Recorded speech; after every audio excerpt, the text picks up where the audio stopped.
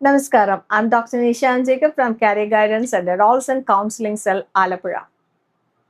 We often talk about careers in the city, but today we need to talk about the backbone of our villages. For decades, Mahatma Gandhi National Rural Employment Guarantee Act was a safety net that guaranteed a right to work as a basic condition for the right to life. But things have changed. The president recently gave assent to the Vikasit Bharat Guarantee for Rozgar and Ajivika Mission 2025 Act. It replaces the historic Mahatma Gandhi National Rural Employment Guarantee Act.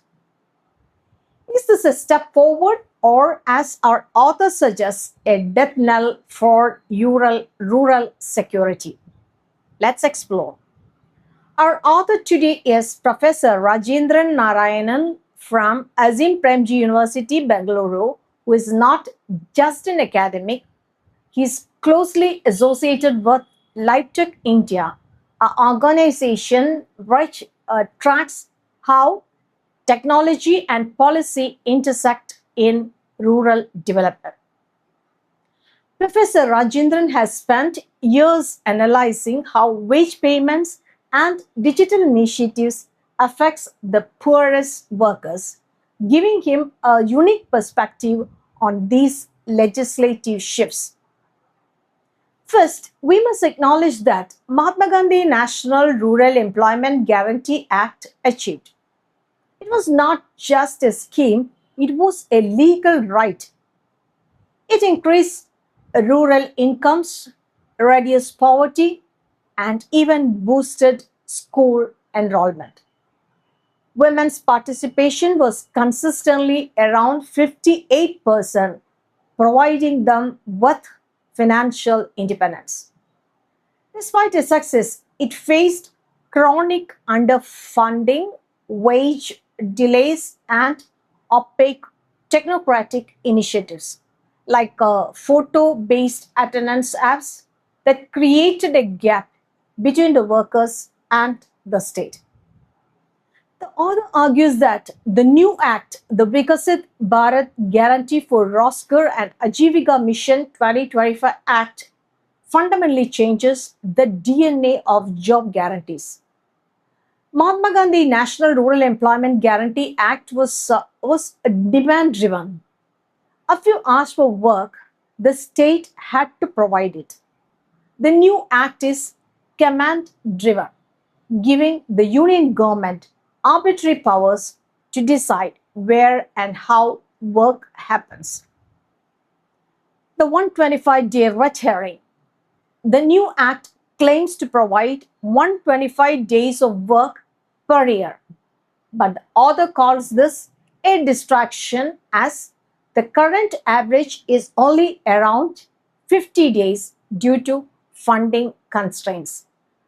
States are now at the mercy of the center for funds based on objective parameters set by the union, potentially leading to political favoritism.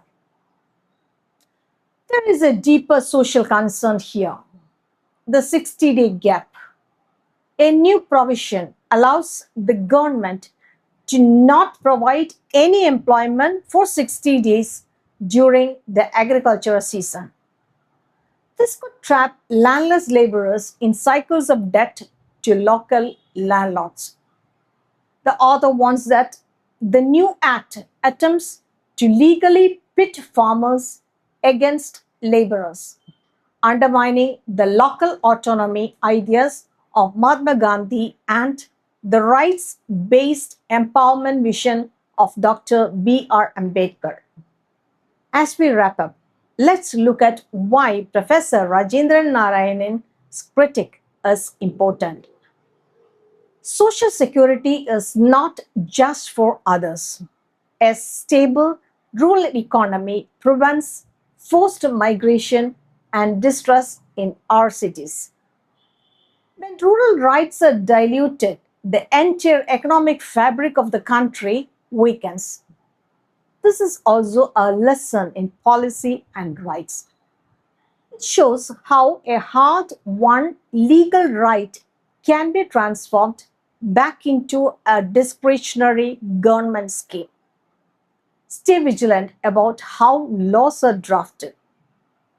If we work in social work or law or public policy, this is a call to educate for transparency.